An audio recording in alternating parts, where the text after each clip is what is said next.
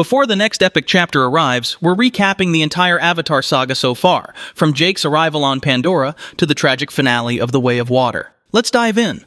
Act 1. A distant hope for humanity. Earth is dying.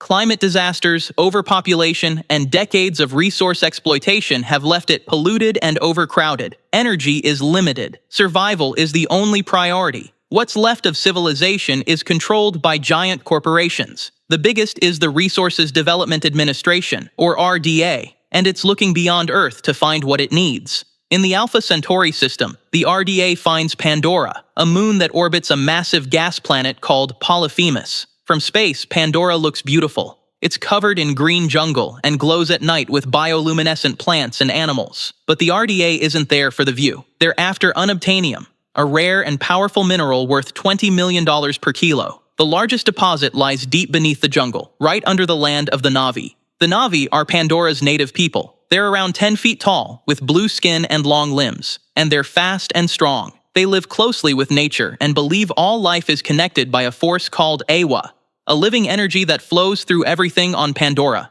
The RDA doesn't want a war. Not yet. So they create the Avatar program.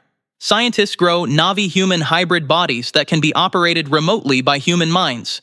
These avatars let humans move around Pandora and interact with the Na'vi, either to make peace or prepare for conflict. Enter Jake Sully. Jake is a former Marine. He's paralyzed from the waist down without enough money for surgery that would fix him. On top of this, his twin brother Tom was a scientist trained to join the Avatar program, but he was killed just before the program could begin. So Jake is down and out, with little to live for, rolling himself around the filthy streets of a soulless and polluted megacity. But Jake receives an unexpected opportunity. Because the avatars are matched to DNA, Jake is the only one who can take his brother's place. Jake has no science background. He knows nothing about Pandora or the Na'vi, but he accepts the mission. The deal is simple. Follow orders, complete the work, and get paid. Being able to walk again, even if only through an avatar body, is more than he could ever have hoped for. After just under 6 years in cryo-sleep aboard the ISV Venture Star, Jake arrives on Pandora. The gravity is weaker than Earth's. The air is toxic to humans. The jungle glows with strange lights. Some animals can sense electrical signals. Plants react when touched. Even the mountains float, held up by magnetic forces. Pandora is beautiful, but dangerous. The RDA's main base is called Hell's Gate, a secure compound surrounded by a 2-mile buffer zone. Everything outside the fence is considered deadly by the humans, the animals, the environment, and the Na'vi. Jake's assignment?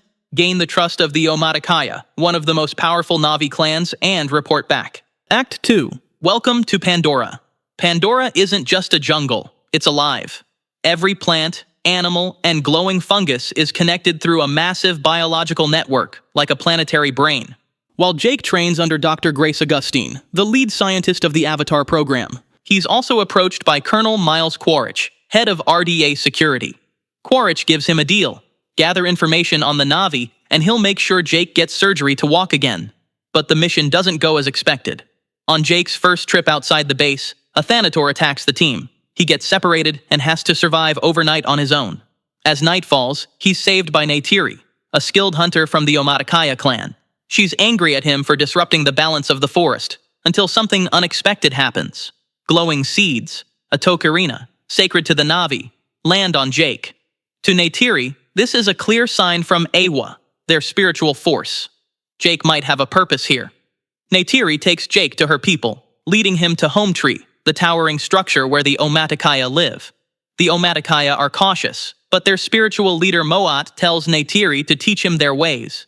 Jake begins to train. He learns how to hunt with a bow, ride a dire horse, and prepare for the 𝐿𝐴𝐻𝐼𝐴, a test where a Na'vi must bond with a dangerous flying banshee, called an 𝐿𝐴𝐻𝐼𝐴. Jake passes the test. He succeeds. And this time, it's not part of a military assignment or simulation. It's real.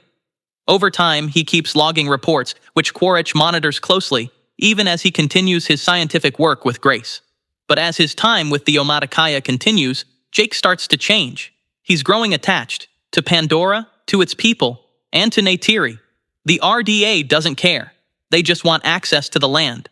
What Jake's learning is that Pandora isn't just full of life. It has its own intelligence. Everything on the moon, from trees to animals to roots, is part of a huge electrochemical network. Grace believes it has more neural connections than the human brain. The Na'vi don't simply worship it, they live within it. He trains with Neytiri every day. He learns the Na'vi language, their beliefs, and their songs.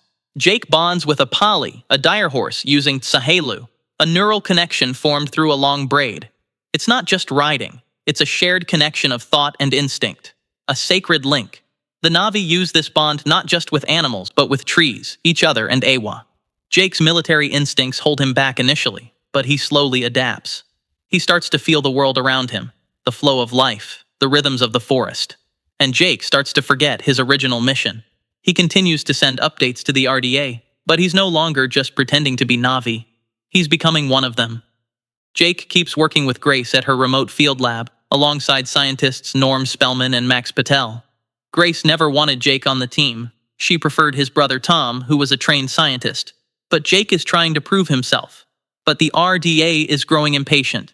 They want access to the unobtainium buried beneath Home Tree. Jake will soon have to decide where his loyalty lies, with the people who sent him, or the ones who saved him. Act 3. Jake's deception revealed. The time Jake spends with the 𝐿maticaya changes him. He stops acting like an outsider and starts living like one of them. He hunts with the warriors, learns their language, tells stories with the children, and adapts to their way of life. What once felt strange now feels like home. His bond with Neytiri grows stronger. It becomes more than training. They trust each other. They respect each other, and something deeper begins to form between them. But Jake keeps sending reports to Colonel 𝐿maticaya. He shares details about Na'vi camp locations, details on Home Tree, and notes on where the unobtainium lies. Every report pushes the RDA closer to an attack, and Jake knows it. Then, everything changes.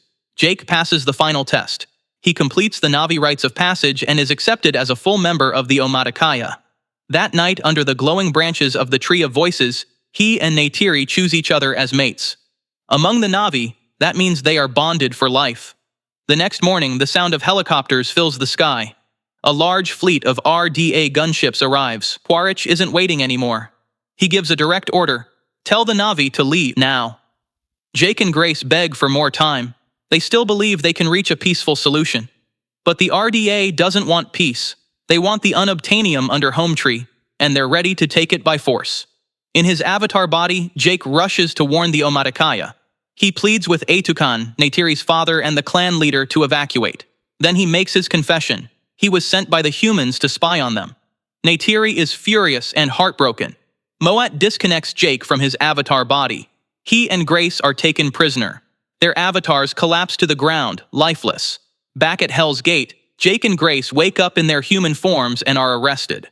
𝐿maticaya prepares the attack, and the destruction begins. Gunships open fire. Na'vi arrows bounce off metal armor. A Tulkun is killed. And then Home Tree, the center of their home and culture, falls in a wave of fire and rubble. From his cell, Jake watches the destruction on a monitor. He's powerless to stop it. Everything he built with the 𝐿maticaya is gone. But not for long. Trudy Chacon defects, helping Jake, Grace, and Norm escape. She flies them deep into the jungle to the Tree of Souls, the Na'vi's most sacred place. Jake then disappears into the mountains. There, high above the forest, flies the Toruk, a massive red predator feared by all Na'vi. Only 5 riders in history have ever bonded with one. To do so is to become Toruk Makto, a leader, a symbol of unity. Jake jumps from the sky and lands on the Toruk's back, forming a bond with the creature. When he returns to the 𝐿maticaya, they are stunned. The man they thought betrayed them now rides the most feared beast on Pandora. He offers to lead their fight, and the 𝐿maticaya accept. Jake sends out the call to other clans. From the mountains, the sea, and the plains, Na'vi warriors arrive one after another. They're done hiding. The clans will stand together, because the humans aren't just targeting Home Tree. Act 4. The Battle for the Tree of Souls. The forest gets ready for war. Under Jake, now Toruk Makto, the Na'vi clans unite. Groups that once hunted separately now fly together. Banshees fill the skies, riders on dire horses prepare their bows. The jungle falls silent, like Pandora is waiting. Jake, now fully accepted as a warrior, leads the defense of the Tree of Souls, the most sacred site on Pandora. Its roots are part of the moon's neural network. For the Na'vi, it's not just a place. It's memory, ancestry, and spiritual home. and it's next on the RDA's list. Back at Hell's Gate, Colonel 𝐿⁴ prepares what he calls a preemptive strike. His order is simple: destroy the Tree of Souls, break the Na'vi, stop the resistance from spreading. The weapon is the Dragon, a giant aerial bomber loaded with fuel-air explosives designed to wipe out everything in a wide radius. Not targeted strikes, total destruction. Jake turns to 𝐿⁴. At the Tree of Souls, he connects to the network through 𝐿⁴ the sacred bond. 𝐁𝐴TIRI and the 𝐿⁴ join him. Together, they ask 𝐿⁴ not for victory, but for protection, for life itself to fight back. And then, they wait. The RDA attack force lifts off. Hundreds of soldiers, gunships, AMP suits. Their plan is overwhelming force. They expect the Na'vi to be crushed. But as they approach the valley, the Na'vi strike first. Banshees dive from the sky. Arrows hit cockpits. Jake leads from above on the back of the Toruk, bow in hand. The RDA fights back. Missiles explode through the forest. AMP suits stomp through trees, using heavy weapons and flamethrowers. Trudy's gunship is shot down mid-flight. But then, Pandora itself fights back. Nature, animal, plant, and earth pushes back against the invaders. Massive hammerhead titanotheres charge the RDA lines, smashing through machines. Packs of viper wolves attack from the underbrush. Even a Thanator, the predator that once hunted Jake, joins the fight, tearing through steel and soldiers. In the chaos, Jake sees his chance. He targets the Dragon, the bomber carrying the explosives. He lands on it mid-flight, fighting to bring it down. But 𝐿⁴ has spotted Jake's real body, lying exposed in the jungle in its mobile link pod. He breaks off from the battle, landing in his AMP suit, heading straight for Jake's human form. 𝐁𝐴TIRI races on foot to protect him, but 𝐿⁴ reaches the pod first. He smashes the window, and toxic air fills the chamber. Jake starts to suffocate. Just before 𝐿⁴ can strike the final blow, 𝐁𝐴TIRI appears. She fires her last 2 arrows, piercing the AMP suit's canopy and striking 𝐿⁴ in the chest. He collapses. 𝐁𝐴TIRI opens the pod and places an air mask on Jake's face. He gasps for air. For the first time, she sees his human form, small and vulnerable. Not the warrior, not the avatar, but the man she chose. The battle is over. But for Jake Sully, the story isn't over yet. Act 5, A New Beginning. The RDA is defeated and expelled. Only a handful of humans, scientists and allies of the Na'vi, are allowed to stay. The rest are shipped back to Earth. Jake makes his final choice. With the help of the Tree of Souls, he permanently transfers his consciousness into his avatar body. As his human form fades, his new eyes open. Jake Sully is no longer a visitor. He is Na'vi. 15 years after the fall of Home Tree, Jake Sully and his family have found peace. But in 2022's The Way of Water, everything he loves is under threat once more. Time to take a look at this epic sequel. Act 1. The Sky People return. The forest is quiet now. Jake Sully, once a soldier, now a father, lives among the 𝐿⁴, not as an outsider, but as one of them. He and 𝐁𝐴TIRI have built a family, 2 sons, 𝐁𝐴TIRI and Loak, a daughter, Tuk, a second daughter, Kiri, born from Grace Augustine's avatar under mysterious circumstances, and also Spider, a human boy left behind when the RDA retreated. Too young to be sent back to Earth in cryo, Spider was raised at Hell's Gate and grew up alongside 𝐁𝐴TIRI and Loak, learning Na'vi, climbing trees, swimming rivers, and living as one of them. Jake is Toruk Makto no longer. He's a father, a protector, a leader. But peace on Pandora never lasts. One night the stars change. New lights streak across the sky. The humans, the Sky People, have returned. This time they're here to stay. With fire and steel, the RDA descends again. Not just to exploit the land, but to colonize it. To make it theirs. They incinerate vast areas of forest. New cities rise from the ashes, and the Na'vi are seen as hostiles to be pacified so that Pandora can become the new home for Earth's population. And leading the pacification charge 1 year later is a familiar face, Colonel Miles 𝐿⁴, reborn. His original body died years ago from 𝐁𝐴TIRI's arrows during the Battle of the Tree of Souls. But before the final battle, his memories were backed up. Now those memories live on, not in a human body, but in a Na'vi avatar. 𝐿⁴ returns with one mission in mind, to hunt down and eliminate Jake Sully. Before his final battle, 𝐿⁴ recorded a message for his recombinant clone, a full mind backup uploaded into a Na'vi avatar. That recording becomes the first thing his new body sees upon awakening. He's not alone. The RDA has resurrected more fallen Marines, recombinants, Na'vi bodies, human memories.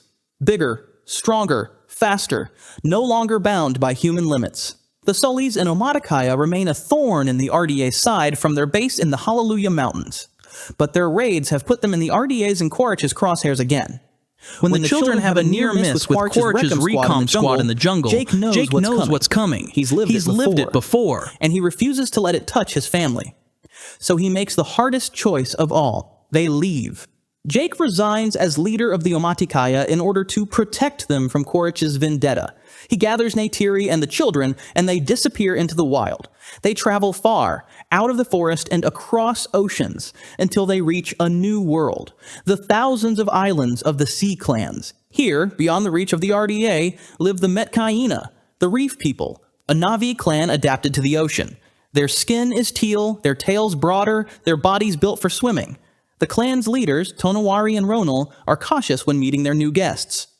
Forest people are not ocean people. Their ways are not the same. But when Jake pledges peace and survival, they agree to shelter the family, for now. But safety always comes at a price. Act 2. The Way of Water. Life in the ocean is unlike anything the 𝐁𝐸𝐧s have known. Gone are the lush trees and the vines of the forest. Here, the world flows with the tides. The 𝐿maticaya teach the 𝐁𝐸𝐧s the ways of the sea. Neytiri, once a warrior of the forest, finds herself adrift. She struggles to find her place among the 𝐿maticaya. Her forest instincts at odds with the stillness of the sea. Jake tries to help, but even he feels the distance growing between them and between the life they once knew and the life they now must learn. The 𝐿maticaya children guide Jake and Neytiri's kids through the first lessons: how to hold your breath, how to ride an ilu, and how to read the rhythms of the reef. But learning the way of water isn't just about swimming, it's about letting go. Loak struggles the most. Hot-headed and reckless, he bristles at the rules and the teasing of the 𝐿maticaya boys, especially Alnung and Rato. But not everyone sees him as a failure. Sireya, Tonowari's daughter, graceful and kind, takes special interest in him. Where others mock, she teaches. Where others doubt, she believes. In her, Loak finds not just a guide to the way of water, but someone who sees him not as a problem, but as potential. Kiri, meanwhile, is drawn to the ocean's mystery. When she connects with the spirit tree beneath the sea, she feels something no one else can, a deeper bond with Eywa that goes far beyond words. But Ǩworich has begun his campaign.